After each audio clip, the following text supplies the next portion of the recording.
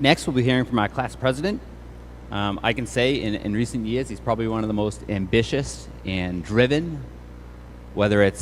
He probably raised the most funds of any class president we've had in a long time. I don't know how many times I had to say no, because no, you guys can't go to the vineyard for a weekend.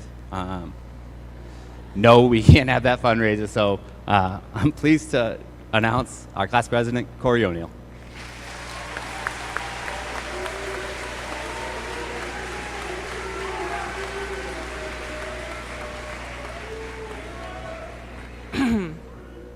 Good evening, family, friends, and faculty. I am honored to represent the class of 2018 as the 50th class president of Tyngsborough High School. Just recently, I had the honor of meeting our school's very first class president, Miss Linda Johnson.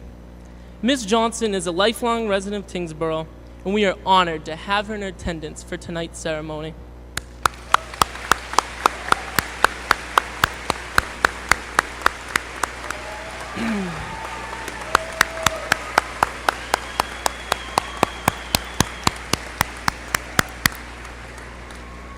During our conversation, I learned a tremendous amount about the high school experience 50 years ago. Tonight, let's go back in time. Let's imagine tonight is June 6, 1969, and we are gathered for our high school graduation. The first man will step on the moon next month. Woodstock will take place this summer. And Mr. Adams, he's still a teenager. Senior year of 1969 has been such an amazing experience. After attending Air High School for years, we finally come together this senior year as the very first Tyngsborough Tigers. This is our inaugural year as our very own high school. The 51 members of the class of 1969 will go down in history as pioneers, as we are the first graduates of Tyngsborough High School. Life in 1969 is one that is foreign to us today. Gasoline was 35 cents a gallon. Tuition at Lowell State College was $200 a semester. And our young American men were being drafted into the Vietnam conflict to fight for our freedom. Thousands of our young men would never return, making the ultimate sacrifice. On a smaller scale, our town barely resembles itself from 50 years ago. Landmarks we recognize today were non-existent. It is very difficult to picture my classmates growing up in 1969 Tyngsborough. Jake Kelleher, I seriously do not know what you would have done, as this was long before Smoky Bones and Wing Night. A drive-in movie theater was where Pheasant Lane Mall is today. Nearly the entire west side of town was wooded, long before many of our developments. Yeah, Flint's Corner included. In Alley O'Malley, if you thought parking is hard in 2018, try using dirt roads with dirt lots without lines. Miss Johnson provided me with such a unique look into what our school looked like half a century ago. 50 years later, one thing that has remained in her mind is the innovative learning Tyngsborough High School provided. Now, a full disclosure, Dr. Flanagan did not pay me to include this in my speech tonight. One of Miss Johnson's most vivid memories was being able to fly kites and be creative in the sciences compared to that of Lowell High. I guess you can say, #TPS is always prepared. In fact, we've always had some serious technology. They had a mimeograph machine. Class of 2018, don't worry, I had to Google what that was. Prior to the age of social media, students found out about gossip in the print newspaper named The Challenger. Looks like we all would have had to wait until the next morning to see what Lauren Devlin ordered at Press Cafe. I found their newspaper release fascinating.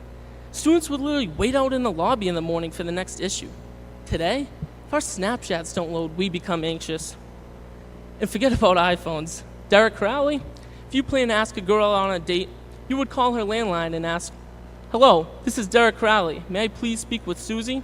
For her dad to reply, "Who is Derek and what are your intentions?" And if Susie said yes, you better be ready, because chances are you will go dancing the Frug or the Swim at the Lowell Commodore. I simply cannot picture Derek Crowley dancing the Frug, no matter how hard I try. Class of 2018, if you find Tyngsborough now to be a small town where everyone knows everyone, our population has tripled since 1969. I could go on and on and on. Our society, our culture, our world has changed so much in just the years Tyngsborough High School has been established. But the magic I found in talking to Miss Johnson is that the teenage experience, at its core, has not changed. Teenagers, whether it be 1969 or 2018, simply use what they have to have fun. This common experience is one that represents a new sense of independence as we transition into young adults.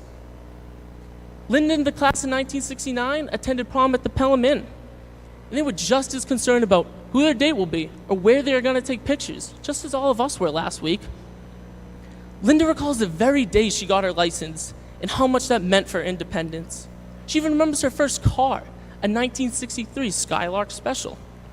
Kyle Corkum, I'm so glad you passed your test last week and you can now relate. She recalls McDonald's being her friend's favorite hangout spot when she was working. Just like now, when we hear Emily Campbell's working, let's go to Sullivan's. Now, what would senior year be without skip day? Just as we did last month, the class of 1969 drove up to Hampton Beach, listened to music on the radio, eating pizza on the beach. Moments like that, where our only worry in the world is what song is going to play next on the radio, is the definition of the teenage experience. Now, I guess the saying still rings true. Kids will be kids. The class of 69 pranked our school by putting the door to the French room in the boiler. With that said, Mr. Raris, I think you might want to double check your door. Miss Johnson remembers friends hanging out in her basement to enjoy each other's company in 1969. The only difference today, instead of hiring a disc jockey, we can have Joey Paulo control the aux cord. Now, homecoming, yes, that's always been at Tyngsborough High School. Grades compete in events and a pep rally and football game, just as we enjoyed last fall. But I still am awaiting confirmation they had as good of a hype man as we did, Mr. Varnum. Class of 2018, the point is this. As you look around this room tonight, almost everyone has been in your position before. In the midst of their teenage experience, ready, yet perhaps nervous to take the next step. Class of 2018, I speak to you. Tonight, we are about to embark on our next journey. But before we do, sit back, take a second, and let's savor this moment. In the next 50 years, you will change. The world around you will change. Even your home addresses will change. But the memories we create together, those will never change. Whether it be Jake, Derek, Eiley, or Lauren, or countless other people who have made impressions on our life, nothing, absolutely nothing can alter this story we wrote together. For the next 50 years, continue to do things you will remember. Make a mistake. Meet new people. Tell a new story. But above all else, make memories. Make memories. Thank you.